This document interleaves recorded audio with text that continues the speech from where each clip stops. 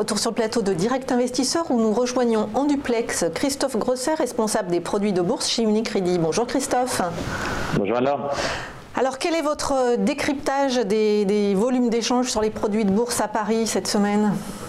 Alors, avant tout, les chiffres, 282 millions d'euros échangés depuis le début de la semaine, enfin depuis le début du mois. Ce qu'on peut dire, c'est que ça commence à ralentir légèrement. Donc on est toujours sur une activité qui est très dynamique, mais on parle plus des 25 millions d'euros échangés par jour, mais on est plutôt entre 15 et 20 millions d'euros échangés.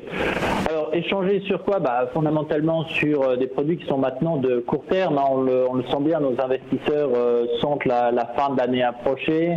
On n'a pas encore forcément son scénario qui est complètement défini pour 2019. Donc on va aller chercher des opportunités, tout au moins c'est ce qui ressort. C'est ce qui ressort des volumes, des opportunités on verra lesquelles, qui nous viennent également du contexte de volatilité.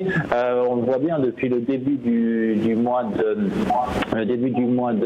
d'octobre. Donc on a reporté le graphique de la volatilité, on retrouve des niveaux qui oscillent tout de même entre 15 et 20, ce qui nous permet de retrouver un petit peu de mouvement sur le marché. Là, on le voit clairement, on est dans un scénario qui est complètement différent de celui qu'on connaissait l'année dernière, qui se trouve cette trappe de volatilité dans laquelle on était enfermé et qui, en fait, depuis le début du mois de février, avec ces tensions inflationnistes, finalement a changé le scénario. On le voit, notre marché connaît un niveau d'aimant de volatilité, ce qui est plutôt positif, puisque quand on cherche à investir en produits de bourse, on cherche tendanciellement à ce que le marché bouge, des actions qui vont faire l'actualité, et donc c'est ce qui est en train de se passer. Donc en ce moment, cependant, nos investisseurs, donc si on s'intéresse à ce que ceux qui sont en train de traiter, c'est principalement des produits à barrière, donc turbo, en l'occurrence turbo classique, turbo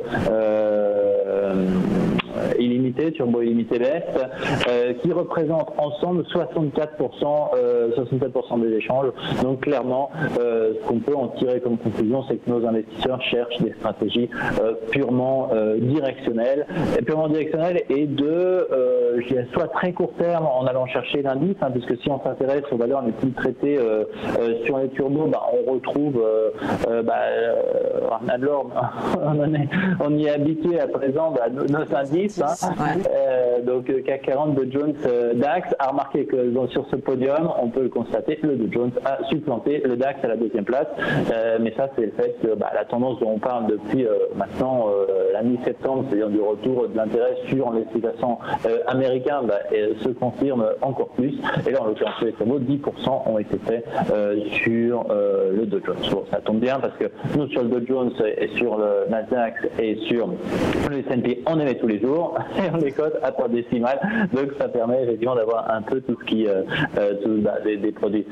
Pourquoi ? Parce que on l'a entendu, avant-hier le S&P a remangé toutes ses performances depuis le début de l'année, ce qui est quand même un niveau assez psychologique, et donc nos investisseurs ont pris fondamentalement dans les derniers jours des positions directionnelles sur les indices américains. L'autre tendance, on l'a dit, c'est d'aller chercher du stock picking. Alors là, on va s'intéresser effectivement au volume sur les principales actions. Après le CAC, je pense que la deuxième valeur la plus traitée, je pense qu'on pouvait s'y attendre, c'est Renault. Oui. Voilà. Donc Renault, effectivement. Voilà, Renault sur lequel il y a eu de l'actu.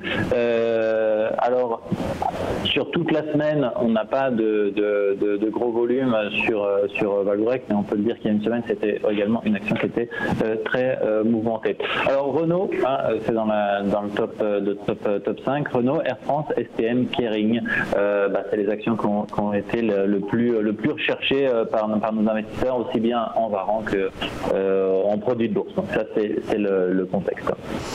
Et alors, quelle est la stratégie à suivre avec le niveau de volatilité actuel, qu'on soit investi sur des actions ou sur des indices ? Alors là, on a seulement malheureusement quelques minutes pour en parler, mais on a eu l'occasion de faire hier un webinaire donc en parlant des opportunités du moment, et l'objectif c'était de se dire qu'est-ce qu'on va faire d'ici à la fin de l'année, puisque clairement c'était un peu tôt pour aller saisir une tendance d'ici à 2019. Sondage intéressant qu'on a fait durant le webinaire, mais en fait on a revu les investisseurs haussiers prédominants. On a demandé aux personnes qui participaient s'ils étaient plutôt haussières ou baissières sur le CAC d'ici à la fin de l'année, et on a vu donc 54% de haussiers, ce qui est c'est clairement du court terme, mais c'est un sentiment qu'on a récolté. Là-dessus, les stratégies, donc on a discuté, il y a plusieurs, on reviendra peut-être sur le CAC ensuite, mais sur les actions qui ont été identifiées et décrites durant ce webinaire, ont été identifiées donc, par les analystes présents: Sanofi, Veolia, Air France. Air France, on la retrouve depuis 6 mois dans la top 5 des produits de bourse, donc elle est toujours d'actualité. Et une petite entrée, donc Canopy, donc ces valeurs sur, on va dire, la pharma 2.0. Enfin, on se rappelle que l'utilisation thérapeutique du Canada a été libéralisée, du cannabis a été libéralisé au Canada, et donc il y a une série de valeurs qui ont été créées. Donc on a eu beaucoup d'investisseurs qui ont demandé à les retrouver enfin pouvoir y accéder. Donc on a émis une série de varants. Donc en alternative, vous allez acheter des ADR en Allemagne, c'est compliqué, cher et pas efficace.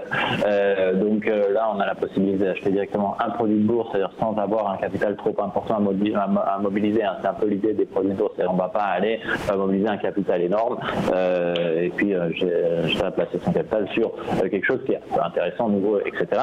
Mais donc il peut être plus une opportunité, surtout ces actions qui bougent beaucoup. Donc Sanofi, Veolia, Air France, Canopy à la hausse.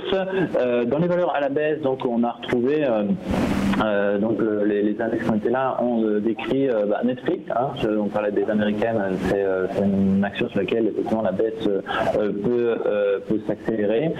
Technip, donc le secteur a toute l'actualité qui l'accompagne. Unibail et Saint-Gobain. Donc on a repris ces 8 valeurs, on en a décrit la situation technique auquel on a effectivement donné des moyens pour y investir. Donc, soit des turbo-panels, Varan, etc. Également, vous le savez, sur le CAC, on a parlé de l'utilisation des stabilités, un produit qu'on affectionne particulièrement chez Unicredit. Alors Christophe, avant de nous quitter, vous nous faites un petit point sur le tournoi de bourse. Le tournoi des produits de bourse, oui, voilà, donc ça continue. Donc on a eu une belle séance la semaine dernière, une belle séance, et la prochaine étape sera donc le 27 novembre. Donc ce tournoi se termine le 13 décembre, c'est ça ? Exactement. Donc prochaine étape le 27 novembre, la finale sera le 13 décembre. Parfait. Merci beaucoup Christophe Grosset, responsable des produits de bourse chez Unicredit.